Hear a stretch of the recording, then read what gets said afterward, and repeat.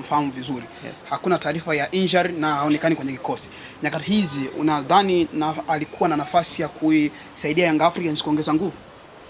Sana alikuwa na uwezo huo wa kuisaidia Young Africans kwa sababu ni mchezaji ambaye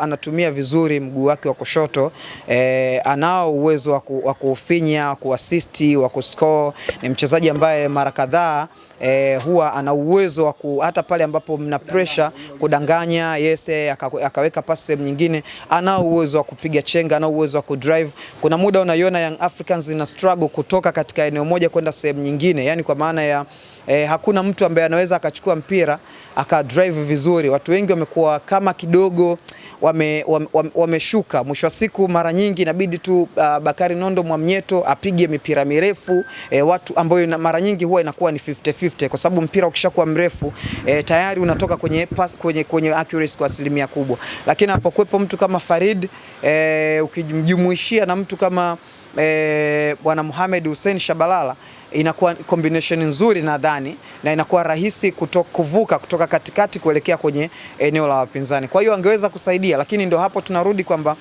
kuna mambo yapo katika timu hayaji nje ya kiutawala, ya kiuongozi, kwa maana ya bench la ufundi. Sijajua mwalimu anaona nini, sijajua uongozi unaona nini. Farid wanae, na niliwahi kumsikia siku moja anasema, mimi sina shaka hata kama sichezi, hata kama niko vizuri, as long as nalipwa mshahara, maisha yangu yanaendelea, wala sina complain, kwa sababu mwisho wa siku mimi natakiwa nipate fedha. Kwa hiyo kama napata fedha, niko nje, hakuna shida. Kwa hiyo nadhani kuna haja ya uongozi kuangalia, kukichekecha tena kikosi chake. Kwa wale watu ambao wanaona wanaweza kusaidia walau kwa namna moja au nyingine, waingie kwenye kikosi, pengine hata kama kuna tofauti kadhaa. Vamia ile nafasi, ukipiga pasi wameiokota. Kwa hiyo anakosekana mtu ambaye wenyewe wanasema ni muongo. Kwenye lugha ya mpira tunatumia hivyo, au kwenye lugha nyingine ya kukera wanatumia disguise man. Yani mtu ambaye ni muongo tu, anaweza akageukia huku lakini ile pasi akaipiga kaenda kule. Kwa hiyo wewe unakosa nafasi ya kushiriki ama kuhisi ile pasi inaenda wapi. Na hizo ndo pasi ambazo zinafungua, kwa sababu imekukuta wewe na defensive line yako hamjajiandaa, mmekaba upande mmoja, pasi imepita upande mwingine. Kwa hiyo mtu wa aina hiyo Young Africans kwa muda mrefu sana amekuwa ni Zouzoua Pacome, ambaye ametoka kwenye majeraha. Mchezo wa jana umeona hakuanza. Kwa hiyo Young Africans ilikosa quality ya aina hiyo kwa muda mrefu sana, lakini msimu uliopita Young Africans ilikuwa na watu wengi wanaoweza kufanya hivyo. Kwa misimu kadhaa naweza kusema ilikuwa na mtu kama Stephen Aziz Ki, ni mtu ambaye ni kwanza anao uwezo wa kupiga pasi za uongo, ni mbunifu, anao uwezo wa kuamua yeye kama yeye akapiga mbali, akaweza kuhit target, akafunga goli. Lakini pia walikuwa na mtu kama Khalid Aucho, mtu ambaye pia alikuwa na uwezo wa kucontrol namna ya kucheza pale chini katikati mwa uwanja, mtu ambaye alikuwa anaweza kupiga pasi akaswitch vizuri, tunasema long diagonal, kutoka upande wa kulia mpaka upande wa kushoto, kutoka kushoto mpaka kulia. Watu wa aina hiyo wamekosekana na wamekuwa replaced na watu ambao bado hawajafika kwenye viwango hivyo, kina Domaro, kina Asink. Kwa hiyo quality hiyo inakosekana. Lakini pia aina ya uchaguaji wa mwalimu, nadhani pia kuna wakati inamlimit na inamnyima baadhi ya performance, labda kama na sababu zingine za ndani. Lakini kwa mujibu wa Young Africans, katika orodha ya wachezaji wao ambao wapo injured, Kibwana Shomari hayupo, na kila mtu aliona namna ambavyo Kibwana Shomari alipata nafasi katika msimu ulioisha ambao alimalizia ligi. Alikuwa very much on fire. Msimu huu hasa katika mechi kama ya jana, baada ya kuumia kwa Israel Mwenda, nilitarajia pengine angekuwepo mtu kama Kibwana Shomari kwa ajili ya namna ambavyo amekuwa akiperform na namna ambavyo amekuwa akionyesha kila anapopata nafasi, lakini hakuwepo hata katika ile orodha ya watu ambao wanatakiwa kucheza katika mchezo wa jana. Kwa hiyo nadhani ni uchaguzi wa mwalimu. James, kipi unadhani ni shida kwa Young Africans hasa sasa hivi? Ni mlundikano wa ratiba, au kuna namna kuna mapungufu kwenye kikosi na kwenye benchi la ufundi? Naiona sana, naanzia kwanza mimi naanzia kwenye quality ya wachezaji kwenye kikosi kizima.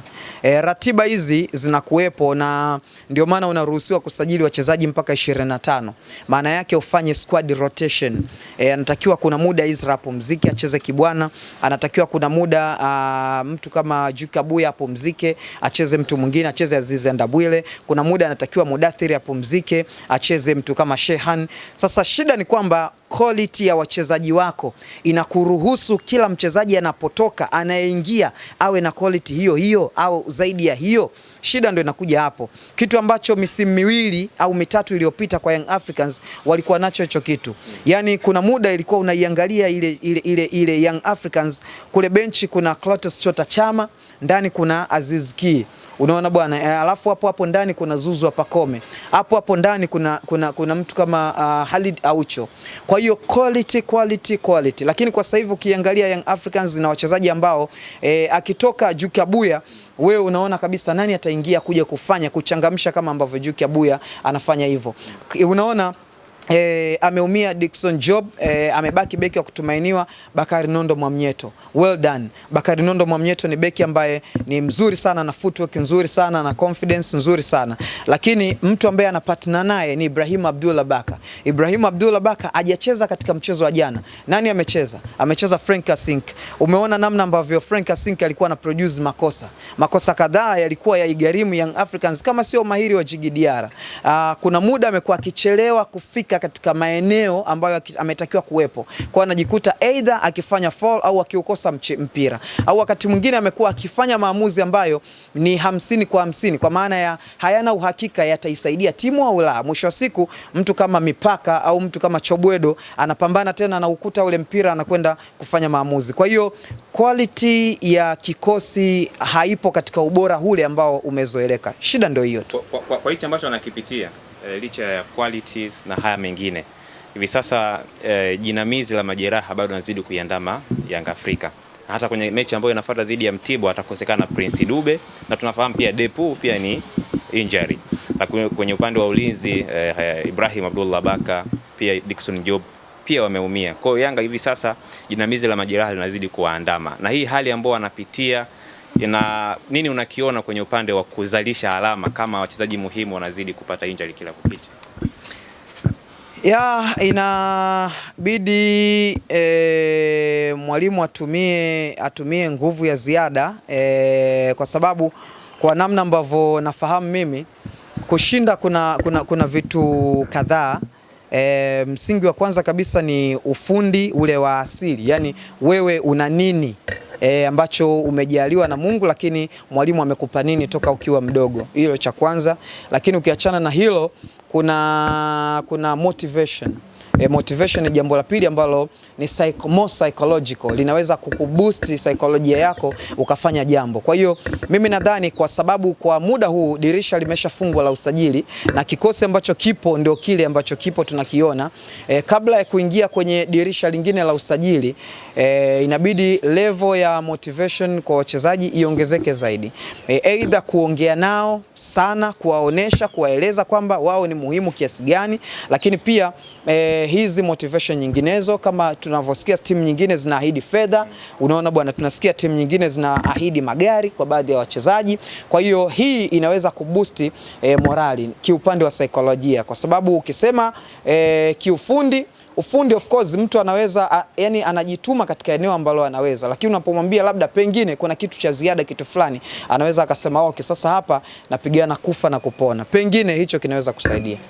James, unajua ni inatokea sometimes ni taasisi na feel kama kuna kitu hakipo sawa kwa upande wao, kwa namna ambavyo wao wamejiwekea. Unajua ile na mipango yao, na mimi ni mwanahabari ambaye misingi yangu na aina yangu ya habari ni aina ambayo inachukua ubunifu, inachukua utani, inachukua ucheshi.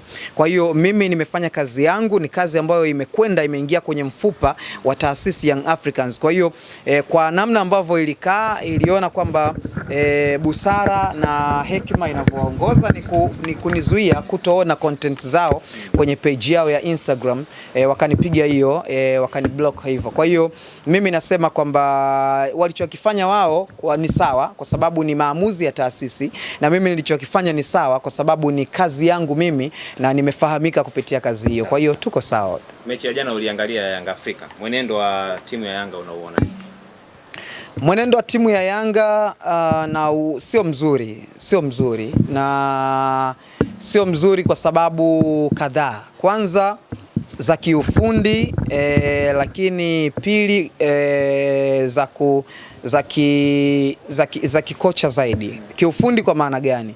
Kiufundi kwa maana ya kuna wachezaji Young Africans wanakosekana ambao wana ubunifu mwingi sana. Yani hawa wachezaji wamezawadiwa ubunifu mwingi sana, wanakosekana katika kiwango kikubwa sana. Kwa hiyo Young Africans wanacheza mpira basic kwa maana ya pasi ambayo unaipiga inaonekana inatoka pale na kwenda pale, inaonekana inatoka pale na kwenda pale. Hiyo pasi ni pasi ambayo timu ambayo imefanya homework yake vizuri inaizuia tu, kwa sababu ukishakuwa wewe Duke Abuya una mpira, watu wame close kwa upande wa pengine Maximilian Zengeli, watu wame close kwa upande mwingine, wanajua kabisa kwa uwezo wako wewe watakulazimisha upige pasi pale. Kwa hiyo wanakwenda tu